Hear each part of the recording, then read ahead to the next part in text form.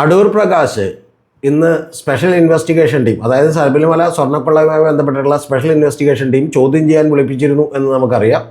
അപ്പോൾ അതിനെക്കുറിച്ച് ഞാനൊരു വീഡിയോ എടുത്ത് നിങ്ങളോട് കൃത്യമായിട്ട് കാര്യങ്ങൾ പറഞ്ഞിരുന്നു. പക്ഷെ അതിന് ശേഷം യഥാർത്ഥത്തിൽ അദ്ദേഹത്തിൻ്റെ ഒരു വാർത്താ സമ്മേളനം ഉണ്ടായി. വാർത്താ സമ്മേളനം എന്നുള്ളതല്ല, അദ്ദേഹം അവിടെ നിന്ന് ഇറങ്ങിയപ്പോൾ പത്രക്കാരെയൊക്കെ കണ്ടിരുന്നു. അപ്പോൾ അതിനെക്കുറിച്ച് കൂടി ചില കാര്യങ്ങൾ നിങ്ങളുടെ ശ്രദ്ധയിൽപ്പെടുത്താനുണ്ട്. അതെനിക്ക് വളരെ രസകരമായി തോന്നി, അതെൻ്റെ പ്രേക്ഷകരോട് ഷെയർ ചെയ്യണം എന്ന് തോന്നി.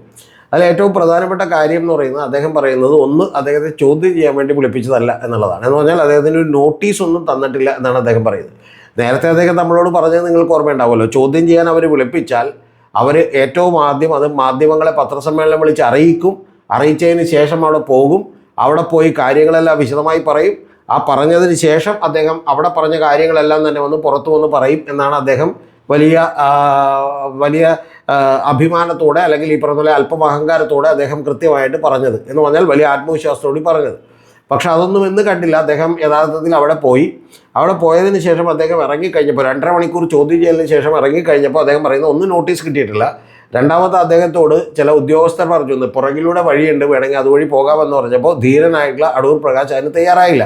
കാരണം അദ്ദേഹം പറഞ്ഞു, ഇല്ല, ഞാൻ മുമ്പിലൂടെ പോകും, ഞാൻ മാധ്യമപ്രവർത്തകരെ കണ്ടിട്ടേ പോകുന്നു പറഞ്ഞു. അല്ലെങ്കിൽ മാധ്യമപ്രവർത്തകരെ അദ്ദേഹം കാണാൻ തീരുമാനിച്ചു. കണ്ടപ്പോൾ അവർ നിരവധി ചോദ്യങ്ങൾ ചോദിച്ചു. ചോദ്യങ്ങൾക്കൊന്നും അദ്ദേഹത്തിന് വളരെ കൃത്യമായിട്ടുള്ള മറുപടികൾ ഉണ്ടായിരുന്നില്ല.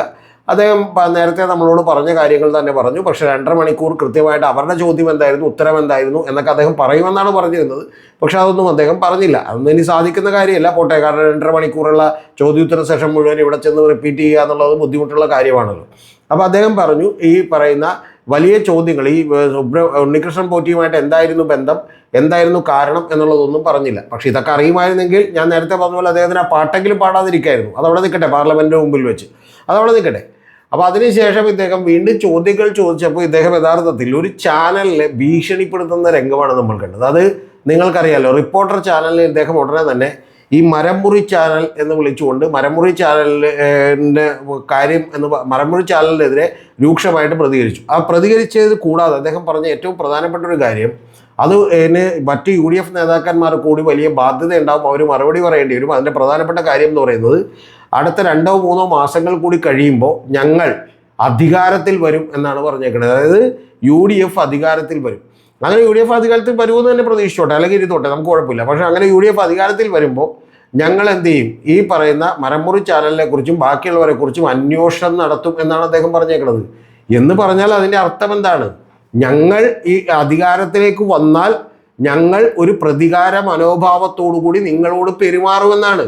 പ്രിയപ്പെട്ട അടൂർ പ്രകാശ്, താങ്കൾ അറിയേണ്ടത്, താങ്കളുടെ പാർട്ടിയല്ലേ, ഏത് പാർട്ടി അധികാരത്തിൽ വന്നാലും കാര്യം ഇങ്ങനെയൊക്കെ തന്നെയാണെങ്കിലും യഥാർത്ഥത്തിൽ നമ്മൾ ഒരു പ്രതിജ്ഞ ചൊല്ലിയിട്ടാണ് അധികാരത്തിലേക്ക് വരുന്നത്. അതെന്താണ്?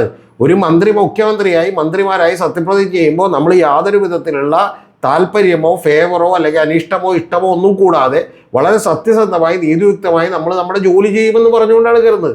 അപ്പോൾ അതിലെവിടെയാണ് നിങ്ങളിങ്ങനെ ഭീഷണിപ്പെടുത്താനുള്ള ഒരു അവസരമുള്ളത്? അത് യഥാർത്ഥത്തിൽ ഈ നേരത്തെ പറഞ്ഞ പോലെ ആദ്യം അടൂർ പ്രകാശ് കാണിച്ചിട്ടുള്ള വലിയ ആത്മവിശ്വാസമൊക്കെ നഷ്ടപ്പെട്ട് യഥാർത്ഥത്തിൽ ഭയചകിതനായി പോയ, ഒന്ന് ഷാറ്റേഡായി പോയ താങ്കളുടെ ബോഡി ലാംഗ്വേജാണ് പുറത്തു വന്നത്.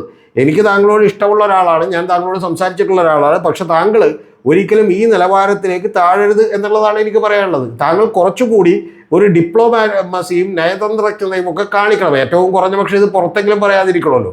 ഇത് ഇന്ന് മാത്രമല്ല, ഇതിനു മുമ്പ് റിപ്പോർട്ടർ ചാനലിൽ ഇദ്ദേഹത്തിൻ്റെ ഫോട്ടോയും അതുപോലെ ഡീറ്റെയിൽസും എല്ലാം വന്ന് അവർ മാധ്യമപ്രവർത്തനം നടത്തിയപ്പോൾ തന്നെ ഇദ്ദേഹം വന്നിട്ട് ഈ മരംമുറി ചാനൽ എന്ന് പറഞ്ഞാൽ ആക്ഷേപിച്ചു. അത് പറയാനുള്ള എല്ലാ സ്വാതന്ത്ര്യവും താങ്കൾക്കുണ്ട്. വേണമെങ്കിൽ ആൻ്റോയെ വിമർശിക്കാനുള്ള സ്വാതന്ത്ര്യമുണ്ട്, റിപ്പോർട്ടർ ചാനലിലെ കുഴപ്പം പറയാനുള്ള സ്വാതന്ത്ര്യമുണ്ട്. പക്ഷെ അതെല്ലാം ചെയ്യേണ്ടത് താങ്കൾക്കെതിരൊരു വാർത്ത കൊടുക്കുമ്പോഴല്ല. ഒന്ന്. രണ്ടാമത്തത്, അവർ വളരെ അഗ്രസീവായി എനർജറ്റിക്കായി ഒരു ജേർണലിസം നടത്തുന്ന ആളുകളാണ്. തീർച്ചയായിട്ടും അതിൽ ചിലപ്പോൾ കുഴപ്പങ്ങളോ കുറവുകളോ ഒക്കെ ആർക്കും വിമർശിക്കാം. പക്ഷെ പ്രധാനപ്പെട്ട ഒരു കാര്യം, ഈ സമയത്ത് റിപ്പോർട്ടർ ചാനലിനെതിരെ ഞങ്ങൾ അധികാരത്തിൽ വരുമ്പോൾ നടപടിയെടുക്കുമെന്ന് പറയുന്നത് ഒരു വളരെ ലളിതമായി പറഞ്ഞിട്ടുണ്ടെങ്കിൽ അങ്ങേയറ്റത്തൊരു ഭീഷണിയാണ്. കാരണം അങ്ങനെ നടപടിയെടുക്കും, അതുകൊണ്ട് നിങ്ങളിപ്പോൾ ഭയന്ന് പിന്മാറിക്കൊള്ളണം, എൻ്റെ പേര് പറയരുത്, എനിക്കെതിരെയുള്ള വാർത്തകൾ കൊടുക്കരുത് എന്നാണ് താങ്കൾ പറഞ്ഞുകൊണ്ടിരിക്കുന്നത്. അതുകൊണ്ട് അത് പറയുകയും താങ്കളുടെ ബോഡി ലാംഗ്വേജിൽ താങ്കൾ എന്നിട്ട് ചിരിക്കാനൊക്കെ ശ്രമിക്കുകയും ചെയ്യുന്ന ഒരു കാര്യമുണ്ട്. ഞാൻ പറയുന്നത്, അടൂർ പ്രകാശിനെ പോലെ വളരെ സീസൺഡ് ആയിട്ടുള്ള, വളരെ പരിണിതപ്രജ്ഞനായിട്ടുള്ള ഒരു പൊളിറ്റീഷ്യന് എന്ത് പറ്റി എന്നാണ് എനിക്ക് ചോദിക്കാനുള്ളത്. കുറച്ചുകൂടി നയതന്ത്രജ്ഞതയോടും കുറച്ചുകൂടി അവധാനത്തോടുകൂടിയും താങ്കൾ പെരുമാറണം എന്നാണ് എനിക്ക് പറയാനുള്ളത്. ഇല്ലെങ്കിൽ ഇത് തീർച്ചയായിട്ടും യു ഡി എഫിൻ്റെ വിജയത്തെയും യു ഡി എഫിൻ്റെ ഈ പറഞ്ഞ വരാനിരിക്കുന്ന തെരഞ്ഞെടുപ്പിലും ഇത് വലിയ തോതിൽ മോശമായിട്ട് ഭവിക്കും എന്നുള്ള കാര്യത്തിൽ എനിക്കൊരു സംശയമില്ല.